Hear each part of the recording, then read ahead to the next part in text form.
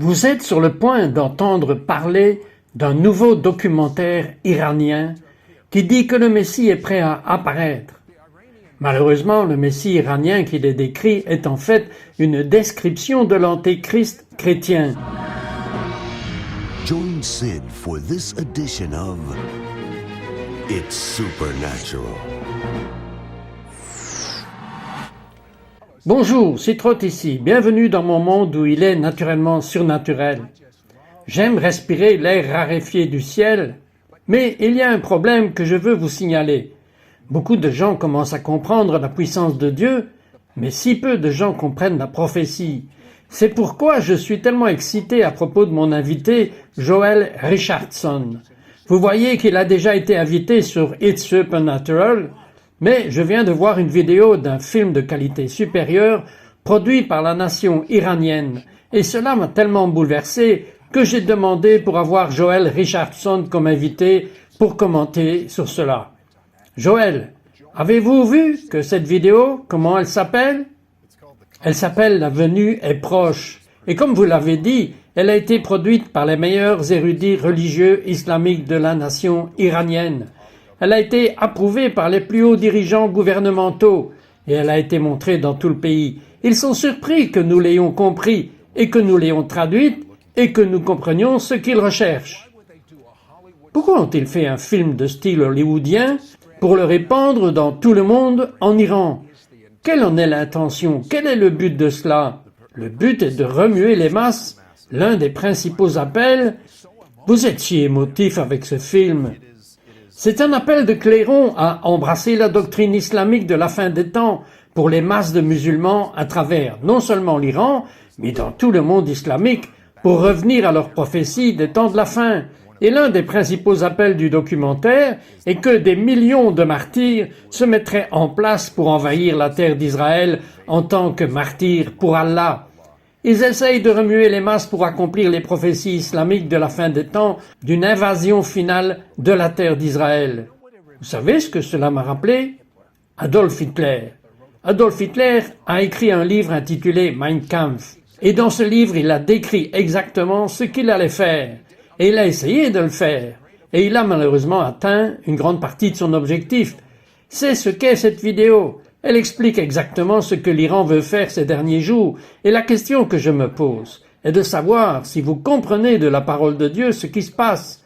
Alors qu'il parle dans cette vidéo d'un Mahdi, qui est une description de leur Messie, qui arrive, je crois, Joël, qu'il est le 12e.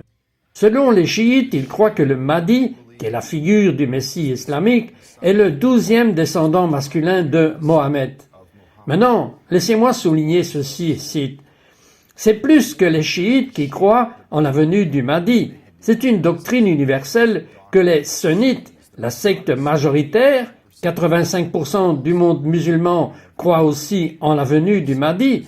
Et donc, c'est à la fois les radicaux en Iran, ainsi que les frères musulmans, les radicaux du grand monde arabe, qui attendent la venue de cette figure de Messie. Maintenant, la chose intéressante est que leur figure de Messie est une description parfaite de la description biblique de l'Antéchrist. Seriez-vous d'accord? Oui, en un mot, l'Antéchrist, selon la Bible, fait revivre un empire du côté islamique. Il croit que le Mahdi fait revivre un empire islamique qui unifiera le monde islamique. L'Antéchrist mène une coalition dans une invasion d'Israël. Le Mahdi mène aussi le monde islamique à une invasion d'Israël. L'Antéchrist régnera pendant 7 ans. Le Mahdi règne pendant 7 ans. L'Antéchrist s'engage dans un traité de paix avec Israël. Le Mahdi s'engage également dans un soi-disant traité de paix avec Israël. C'est ce que j'appelle des antiparallèles. Quand on regarde la description biblique de l'Antéchrist, il est très similaire au Messie islamique. Maintenant, que doit-il se passer avant que leur Messie ou notre Antéchrist n'entre en scène, selon leur Coran? Bien, similaire à la Bible, ils croient que le monde doit être dans un état de chaos. Vous savez, toutes sortes de déclins moral, et ainsi de suite. Et ils regardent le monde d'aujourd'hui, et ils voient tous ces signes. Mais ils croient aussi que ce sera bien plus grand que ce que nous voyons maintenant. Il y aura des guerres, et hors de toute cette période de conflit et de chaos, leur Messie émergera et apportera la version islamique de la paix et de la justice dans le monde. Mais n'ont-ils pas besoin d'avoir Jérusalem en leur possession pour qu'ils viennent? C'est ce qui est si incroyable, c'est qu'ils croient encore que l'Antéchrist, selon 2 Thessaloniciens, s'installera dans le temple de Dieu comme s'il était Dieu. C'est ce que dit la Bible de l'Antéchrist. Il croit que le Mehdi conduira les nations islamiques à l'invasion d'Israël et prendra ce qu'ils appellent Beitul Maqdas, la maison sainte. C'est Jérusalem. Et ils planteront des drapeaux de l'islam sur le mont du Temple, où le Mahdi dirigera le monde depuis le mont du Temple à Jérusalem. Mais je dois vous dire, ce qui m'a le plus bouleversé, c'est que cela m'a rappelé Adolf Hitler. Il avait un tel charisme, et quand leur chef parlait aux masses, Joël, cela m'a rappelé une réunion qu'Adolf Hitler aurait eue. Imaginez si aux États-Unis, notre président était aussi votre pasteur. Et imaginez si tous les sénateurs étaient nos chefs religieux, et qu'ils auraient produit un film disant aux chrétiens de la nation que la fin des temps est arrivée, et qu'eux-mêmes sont les leaders et les principaux acteurs de cette bataille finale des temps de la fin, et appelant les chrétiens de la terre à se préparer à abandonner leur vie dans une bataille physique. C'est exactement ce qui se passe dans la nation iranienne aujourd'hui. Combien de martyrs pensez-vous qu'ils essayent de préparer? La vidéo appelle spécifiquement des millions de martyrs. Il y en a évidemment 70 millions en Iran en ce moment, 70 millions de citoyens, dont un grand pourcentage sont très non religieux. Mais ils font appel au pourcentage de la population qui est religieux, les appelant à donner leur vie pour tuer. C'est important de donner leur vie pour tuer. Pouvez-vous imaginer 1 million de personnes voulant donner leur vie pour en tuer d'autres? Quand nous reviendrons, je veux que vous voyiez que la théologie populaire de peut-être la série laissée pour compte et ce type de mentalité n'est même pas pertinent de la fin des temps. Des fois, c'est un paradigme totalement différent. Ne partez pas, nous revenons tout de suite. We'll be right back to It's Supernatural.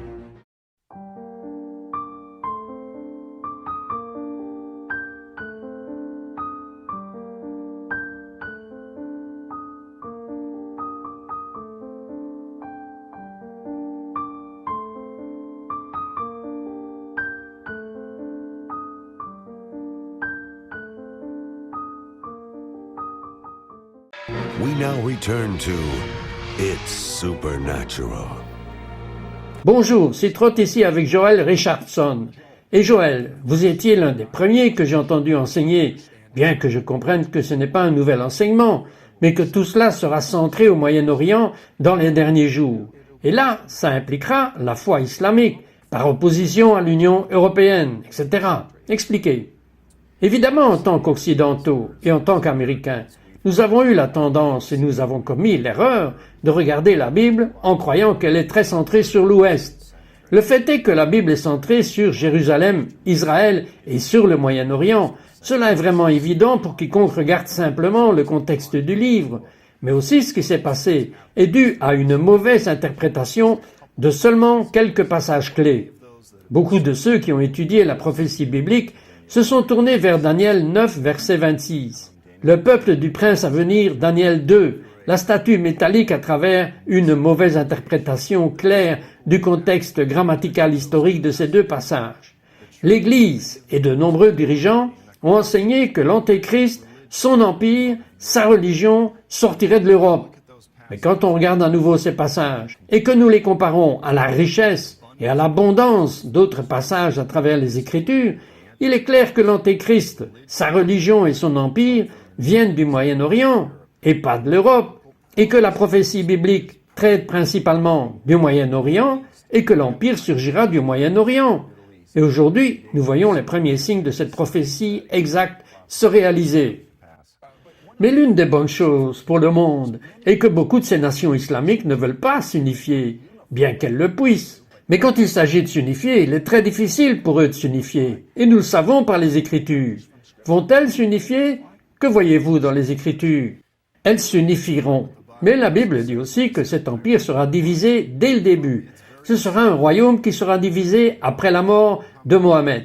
Après la mort de Mohammed, le fondateur de l'islam, il y a eu un différend qui a éclaté entre ce qu'on appelle les sunnites et les chiites. Et donc l'empire islamique, pour ainsi dire, depuis son tout début, a été divisé. Et jusqu'au dernier moment, quand ils seront là-bas en terre d'Israël, les armées de l'Antéchrist en Israël, la Bible et Zacharie ainsi qu'Ézéchiel disent qu'ils tourneront leurs épées les uns contre les autres, et la main de chaque homme sera contre son frère, et ils s'entretueront. Cette violence sectaire que nous avons vue en Irak, par exemple, ces dernières années, se produira jusqu'à la toute fin, où ils mettront de côté leurs différences pour envahir Israël et tuer les infidèles, mais que ce genre d'inimitié sectaire durera jusqu'à la toute fin. Et maintenant, vous mettez la Turquie dans une position très unique. Expliquez. Imaginez si vous êtes un musulman arabe sunnite, vous êtes là au Moyen-Orient, vous désirez voir le rétablissement du califat. Le califat, c'est le gouvernement islamique, l'empire islamique. Il existait depuis 1400 ans. Il y a 80 ans, en 1923, il a été aboli. Alors maintenant, vous vous dites juste, il y a 10 ans, vous êtes le musulman sunnite, vous faites attention, et vous vous dites qui sont ceux qui peuvent diriger cela. Dans l'ancien ordre du Moyen-Orient, vous aviez le bloc arabe, qui était l'Arabie saoudite, l'Égypte et la Jordanie. Vous les avez regardés, vous avez dit que ce sont tous des régimes fantoches occidentaux, des monarchies corrompues et des dictateurs. Aucun espoir là-bas. Vous regardez à travers le golfe Persique, vous voyez les Iraniens, ils sont courageux. Ils font un pied de nez à l'ouest. C'est bien, mais ils sont chiites, en d'autres termes. Ils sont un peu hérétiques. Il n'y a plus d'espoir. Maintenant, depuis 2003, il y a un nouveau cheval fort qui émerge du Moyen-Orient, et c'est la Turquie. Et les affections, les attentions du monde sunnite, la secte majoritaire de l'islam, se tournent vers la Turquie, et ils croient que la Turquie est la nation qui peut faire revivre l'empire islamique. Et il se trouve que la Turquie a été prise en charge par un gouvernement islamiste, et ils désirent vraiment faire exactement cela pour faire revivre l'ancien empire ottoman et gouverner le Moyen-Orient. Donc c'est presque comme si l'histoire allait se répéter. Exactement. Et les gens n'arrêtent pas de me le demander. Ils disent, quelle est la prochaine étape au Moyen-Orient? Qu'est-ce que tout cela signifie, cette tourmente? Quand on regarde les chapitres 8 et 11 de Daniel, il raconte l'histoire d'Alexandre le Grand, qui jaillit de Macédoine, hors d'Europe, balaye le Moyen-Orient, l'a très vite conquis, avait ce vaste empire, et puis il est mort soudainement. Eh bien, alors l'empire a été divisé entre ses généraux.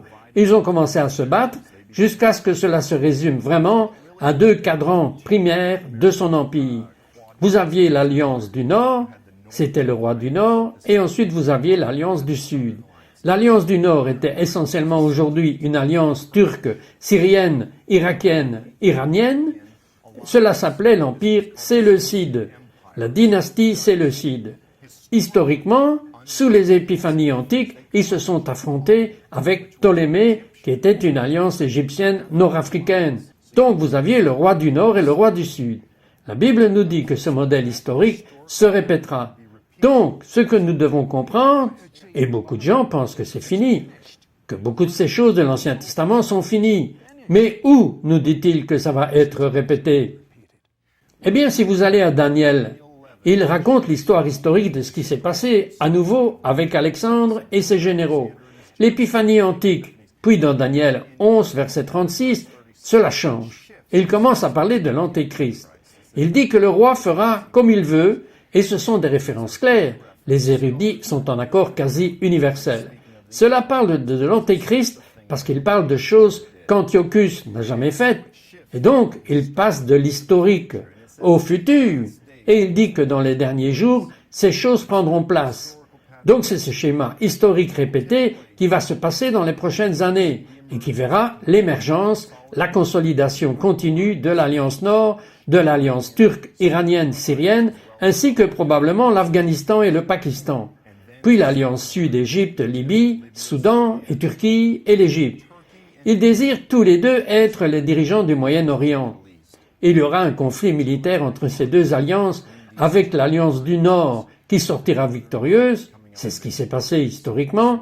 Cela se reproduira sur le chemin du retour après avoir vaincu le roi du Sud. Antiochus a envahi la terre d'Israël. Ok, ce que je veux savoir, c'est que vous voyez, vous ne pouvez pas comprendre l'Antéchrist à moins que vous ne compreniez l'islam. Par exemple, vous serez choqué quand vous découvrirez quelle est la marque de la bête. Nous reviendrons juste après ceci. We'll be right back to It's supernatural.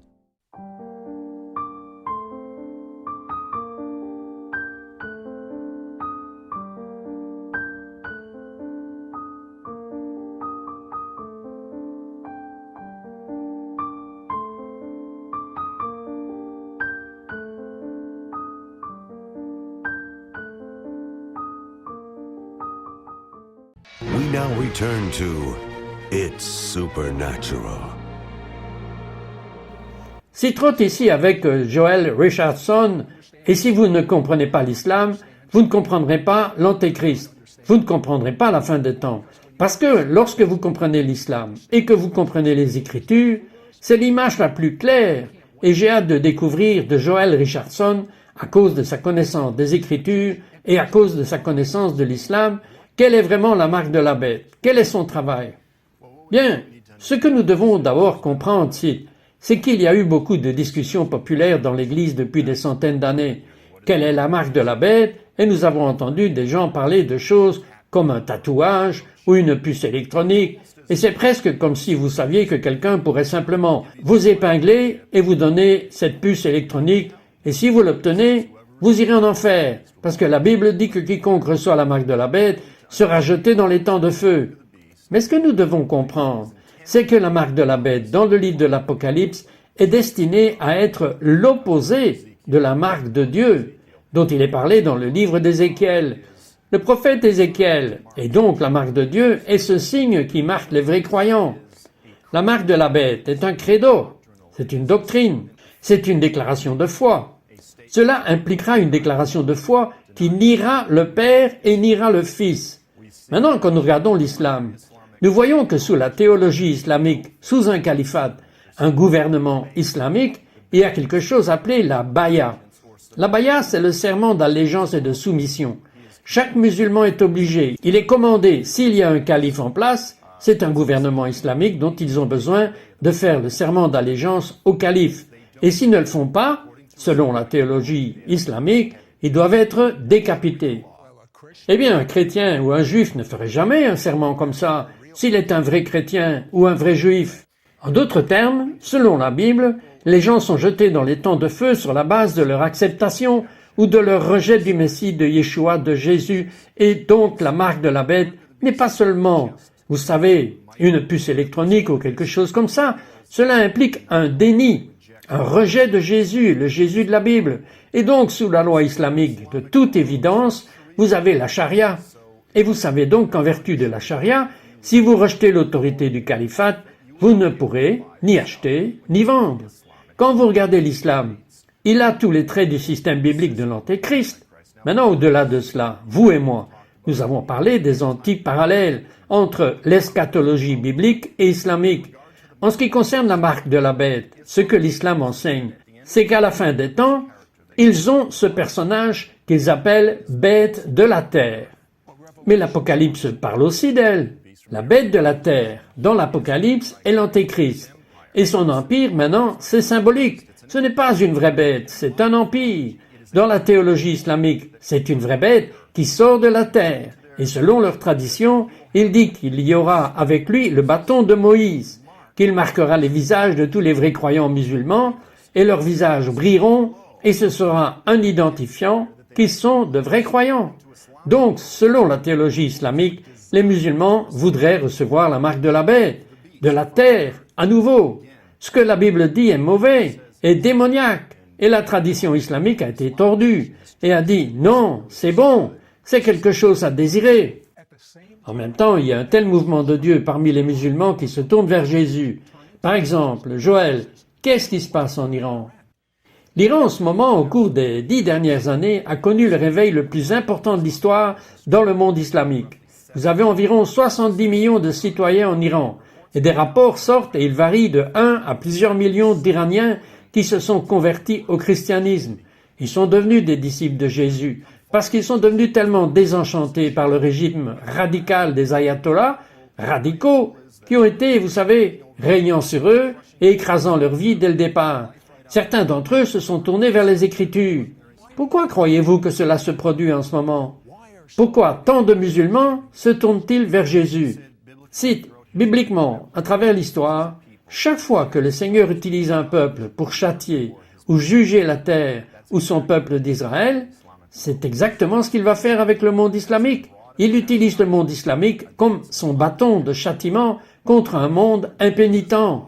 Mais chaque fois que le Seigneur utilise un bâton de châtiment quand il a fini, il brise ce bâton sur son genou et il jugera le monde islamique après les avoir utilisés. Mais avant qu'il les utilise et qu'il juge un peuple, il appelle un reste.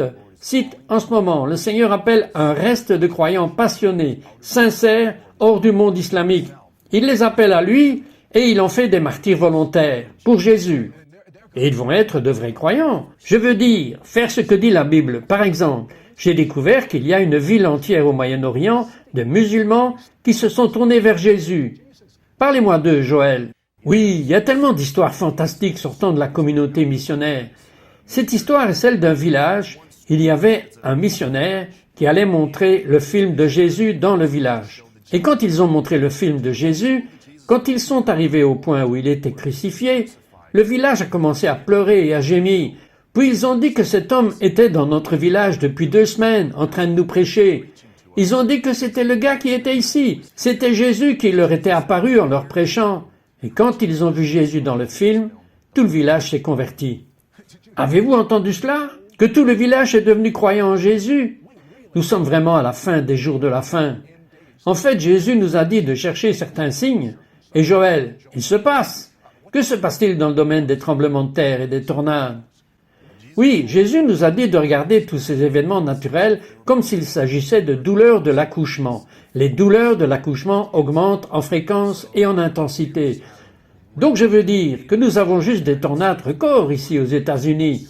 Nous avons eu des tremblements de terre qui ont détruit le Japon.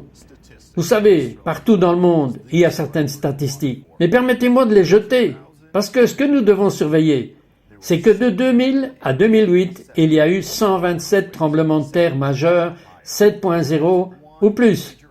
Tremblements de terre majeurs tous les 28 jours. Puis en 2009, là, il y avait 17 tremblements de terre majeurs, 7.0 ou plus, c'est-à-dire un tous les 26 jours, une petite augmentation. En 2010, il y en avait 20, c'est-à-dire un tous les 18 jours. Et puis jusqu'à présent, au moment de cet enregistrement en 2011, nous avons eu ce qui équivaudrait à un tous les 13 jours. C'est le double du nombre de tremblements de terre massifs depuis le début de ce millénaire. Ils augmentent. Le Seigneur nous a ordonné de regarder ces événements comme des signes de sa prochaine venue. Croyez-vous que les choses dont nous parlons dans cette émission, l'émergence de la Turquie, l'émergence de la marque de la bête, l'émergence de l'Antéchrist, l'invasion de Jérusalem, vous pensez que ça va se produire de notre vivant? Absolument, ces choses se produisent. Elles se produisent rapidement. Les croyants doivent les surveiller. Une grande partie de l'Église aujourd'hui cite a éteint le sujet de la fin des temps. Ils ont dit que cela n'était pas pertinent. Maintenant, c'est le moment où l'Église doit se réveiller, doit commencer à prêter attention à ces choses. L'Église prophétique, comme vous l'avez dit au début de l'émission, doit comprendre la fondation capitale de la prophétie tout au long des Écritures. Alors qu'ils essayent et désirent parler avec pertinence et prophétie dans le monde, ils ont besoin de comprendre la fondation. Ces choses doivent aller de pair. Il est temps pour l'Église de revenir à la prophétie biblique. Vous ne savez pas, maintenant que nous arrivons à la conclusion, vous ne savez pas quand votre fin va arriver. Vous ne savez pas quand vous allez rendre votre dernier souffle. S'il y a déjà eu un moment pour bien faire pour Dieu, s'il y a eu un moment pour connaître Dieu, s'il n'y a jamais eu un temps pour nettoyer vos péchés et être capable d'être une nouvelle créature, Jésus étant votre Seigneur et vivant à l'intérieur de vous, c'est maintenant. Maintenant.